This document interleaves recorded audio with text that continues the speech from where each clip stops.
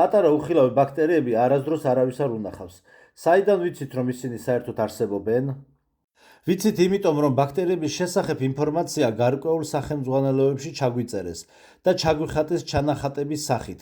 თქვენ ვერასოდეს ვერ შეხვდებით ვერც ერთი ბაქტერიის რეალურ ფოტოს. მიკროსკოპის ქვეშაც კი ზოგადად უხილავი მიკროსამყარო საერთოდ არ არსებობს. სივრცის ყველაზე პატარა ნაწილაკი ეს გახლავთ ხილვადი წერტილი და თუ კი არის რაღაცა, რასაც თქვენ ვერ ხედავთ მისი მცირე ზომების გამო, ეს იმას ნიშნავს, რომ ის არ არსებობს, იმიტომ რომ იგი მატერიისგან არ შედგება. გადიდებულ ზომებში არსებულ სამყაროს თქვენ მხოლოდ ეკრანზე ხედავთ და თქვენ გჯერათ, რომ ეკრანზე გამოტანილი გადიდებული ბაქტერიების სურათები და ვიდეოები რეალური ბაქტერიების არსებობას ასახავს და გგონიათ, რომ ამ ვიდეოების გამო ბაქტერიები რეალურ სამყაროში რეალურად არსებობენ, მაგრამ სინამდვილეში მათი დახატვაც კი შეუძლებელია. არ არსებობს ისეთი არც კალამი და არც ფანქარი, რომელსაც შეუძლია, რომ თმის ღერზე უფრო ვიწრო და მცირე ზომის ცოცხალი ორგანიზმები დახატოს და მით უმეტეს, რომ შინაგანი ორგანოები ჩაუხატოს კიდევ შიგნით, ან კიდევ ფეხები და საცეცეები მიახატოს ზედ. ამიტომაც თუ კი მისი დახატვა შეუძლებელია, ეს იმას ნიშნავს, რომ მათი შექმნაც კი შეუძლებელია. მერე მეორეს, რისთვისაა საჭირო ბაქტერიები, ორგანიზმში, მაგალითად, იმ კუჭში, რომელიც სინამდვილეში არ არსებობს, მაგრამ ჯერ გავყვეთ ოფიციალურ ვერსიას და ვთქვათ, რომ კუჭში ჩვენ უზარმაზარი რაოდენობის ბაქტერიები გვყავს, რომლებიც საკვების გადამუშავებას ახორციელებენ. ზუსტად აი ამ კუჭში არსებულ ბაქტერიებს ჩვენს მიერ მიღებულ საკვებზე რა ტიპის ზეგავლენის მოხდენა შეუძლიათ? მხოლოდ შეჭმა, ანუ ბაქტერიებს შეუძლიათ, რომ ჩვენს მიერ მიღებული საკვები მხოლოდ შეჭამონ. მეც ვერაფერს ვერ მოუხერხებენ, მაგრამ თუ კი ბაქტერიები ნაწლავის შიგთავსით იკვებებიან, მაშინ ადამიანს ორგანიზმიდან არანაირი ფეკალიები აღარ უნდა გამოიყოფოდეს. იმიტომ რომ წესით ნაწლავებში ყველაფერს ბაქტერიები უნდა ჭამდნენ.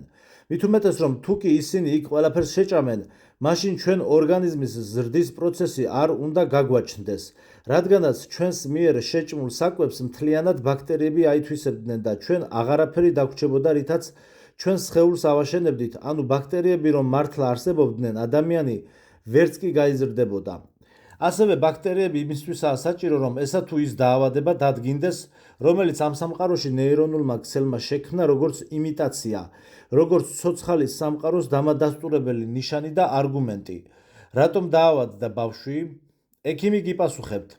იმიტომ რომ მან ხელები არ დაიბანაო, ხელებზე კი უამრავი რაოდენობის ბაქტერიებიაო. მართალია ეს ბაქტერიები არასდროს არავის არ უნახავს და ამიტომაც ამ დაავადებებს მატრიცა ხატავს და ქმნის ჩვენს სიმულაციაში.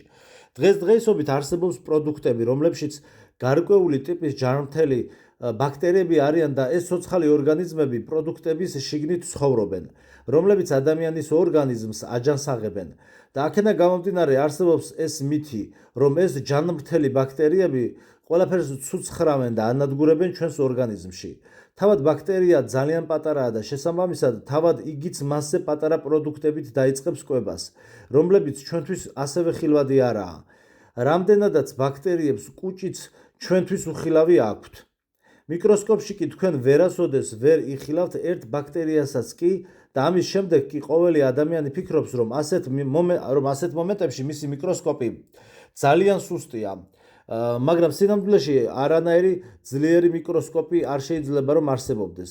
რამდენადაც სამყაროს საფუძველს უმცირესი ხილვადი წერტილი წარმოადგენს, თქვენ რამდენჯერაც გინდათ შეგიძლიათ დაზუმოთ და გაადიდოთ უხილავი სივრცე, მაგრამ ამ მოქმედებით იგი ხილვადი არ გახდება. მაგრამ თუ კი ჭრილობაზე ჭუჭყი მოგხვდებათ და ანთება დაგეწყებათ, ეს იმას საერთოდ არ ნიშნავს, რომ თქვენს ორგანიზმში უცხო ბაქტერიები მოხვდნენ. ყველა ხილვადი პროცესი ორგანიზმში ფორმირდება და იხატება იმ მოაზროვნე ინტელექტისა და ილუზორული ბადის მიერ, რომელიც კაცობრიობას მართავს.